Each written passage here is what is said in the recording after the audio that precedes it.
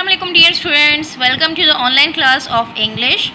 Today is our video that is about the written work of the chapter that we have done. So let's start dear students. The first thing we have is your index page. So in the introduction video I also show you the index page. So we have done this chapter, this poem, and now we are on Pip Meets a Convict.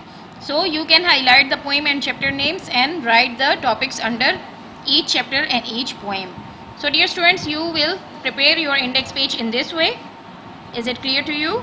So now we are moved towards our written work of the chapter, and the name of the chapter is Pip Meets a Convict. Dear students, आपने सबसे पहले margin line लगानी है 1 finger gap देकर. फिर आपने chapter name इस तरीके से लिखना है जिस तरीके से आपको बुक में लिखा गया हो, यानी इसका फर्स्ट वर्ड आपको कैपिटल इसी तरीके से बुक में लिखा गया था तो आपने उस तरीके से प्रेजेंट करना है और कॉपी में लिखना है. टॉपिक लिखने के बाद आपने इसको अंडरलाइन करना है डबल. फोकस के बाद आपने डिक्टेशन वर्ड्स का डी कैपिटल होना चाहिए, इसको भी आप डबल अंडरलाइन करेंगे. अब आपके पास हैं 5 डिक्टेशन वर्ड्स. मेक श्योर कि आपका डिक्टेशन वर्ड का कोई भी लेटर या कोई भी अल्फ़ाबेट कैपिटल नहीं होना चाहिए. आपके तमाम लेटर्स आपको नज़र आ रहे हैं इन वर्ड्स में, सारे लेटर्स जो हैं वो स्मॉल हैं. अब आपके पास है सबसे पहले आपके पास आपने ये है इनकी नंबरिंग देनी है 1 2 3 4 5. और सबसे पहले आपका वर्ड है चाइल्ड, सेकंड है married, third everyone, fourth marches, and fifth is away. So these are your dictation words. You will write in very neat and tidy writing and in Nelson writing form. So after completing this you must draw ending line. Okay, ये हो गया आपके dictation words. अब हम move करेंगे अपने words meanings के पास. Words meanings आपने इस पेज पे भी, आपके हर पेज पे मार्जिन लाइन होनी चाहिए और इसका जो टॉपिक सबसे पहले आप लिखेंगे टॉपिक, उसी तरीके से फिर आपको फोकस लिखना है वर्ड्स मीनिंग्स. इसका W और M कैपिटल होना चाहिए. मेक श्योर कि आपका W जो है इस तरीके से होना चाहिए कि इसका मिडल पॉइंट भी आपकी 3 लाइंस में आए और M भी इनका मिडल पॉइंट नीचे तक आए. आपने नेल्सन राइटिंग को टोटली फोकस करना है और फॉलो करना है.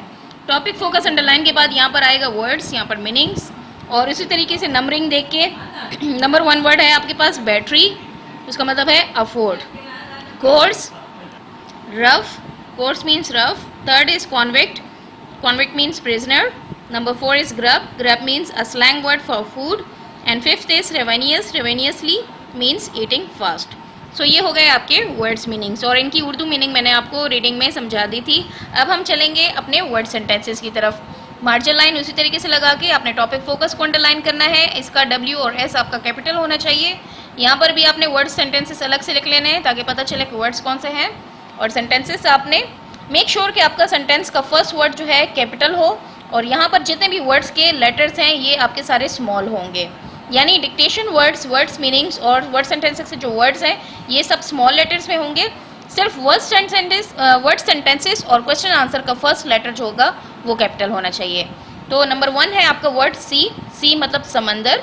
सैड उदास, डर्टी मैला या गंदा. नंबर 4 है स्टोन, स्टोन्स यानी पत्थर. और फिफ्थ है हेल्पलेस यानी बेबस होना, बेयार और मददगार. ये सब आपने सेंटेंसेस बना के आपने इसका एंडिंग लाइन इसको भी लगा देनी है. तो ये हो गए आपके वर्ड सेंटेंसेस. अब हमारा लास्ट जो फोकस है इस टॉपिक का वो है क्वेश्चन आंसर्स. आपने टॉपिक लिख कर सबसे पहले मार्जिन लाइन लगाकर टॉपिक लिखकर आपने इसको अंडरलाइन कर देना है. फिर फोकस भी लिख के आपने इसको अंडरलाइन कर देना है. फिर हमारे पास क्वेश्चन नंबर 1 है. आपने क्वेश्चन नंबर 1 का नंबरिंग देकर लिखना है कि what was Pip's full name.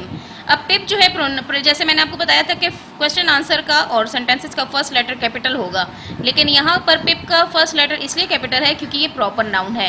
किसी इंसान का नाम, दिनों का नाम, जगहों का नाम, प्लेसेस, डेज, मंथ्स और जो कंट्रीज़ के नेम्स होते हैं, सिटीज़ के, उनका फर्स्ट लेटर जो होता है वो कैपिटल होता है.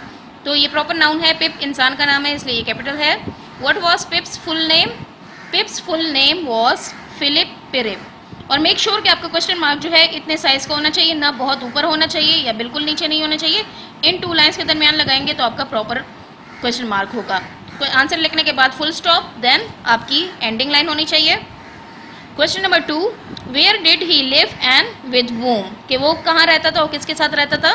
The answer is he lived in his sisters house with his sister and her husband. यहाँ पर आपकी अपोस्ट्रोफी एस लगेगी कि वो सिस्टर के घर में रहता था और उसके सिस्टर और अपने बहनोई के साथ, बहन और बहनोई के साथ। क्वेश्चन नंबर 3 है what did the convict tell Pip to get for him, कि उस कैदी ने पिप को क्या कुछ लाने को कहा, तो आंसर है the convict told Pip to get him a file and some grub food. यानी कि मैं आपको ओवरव्यू दिखा देती हूँ कि आपको सब कुछ क्लियर हो कि कॉन्विक्ट ने, उस कैदी ने पिप को कहा कि वो फाइल ला के दे, रेती यानी, और ग्रिप खुराक ला के दे, या अपने ब्रैकेट में फूड लिख देना है ताकि आपको ग्रब की मीनिंग पता हो। फोर्थ है where and when did the convict want to meet him again, कि वो कैदी जो था वो पिप से कहाँ पर मिलना चाहता था और किस टाइम, तो the answer is the convict wanted to meet Pip early the next morning at the battery. तो कॉन्विक्ट यानी कैदी जो है वो पिप से सुबह, अगली सुबह को उस किले में मिलना चाहता था, जो पुराना किला था वहाँ पर। तो डियर स्टूडेंट्स, ये है हो गए हमारे क्वेश्चन नंबर 4 हमारे डन हो गए, और सबसे एंडिंग में भी एंडिंग लाइन मस्ट होनी चाहिए। तो ये थे आपके question answers, words meaning, word sentences और डिक्टेशन वर्ड्स। सो हमारा चैप्टर का जो रिटन वर्क है वो कंप्लीट हो चुका है, जिसका नाम था Pip meets a convict. So for now dear student, we have done our chapter written work. Stay blessed, take care, Allah हाफिज़।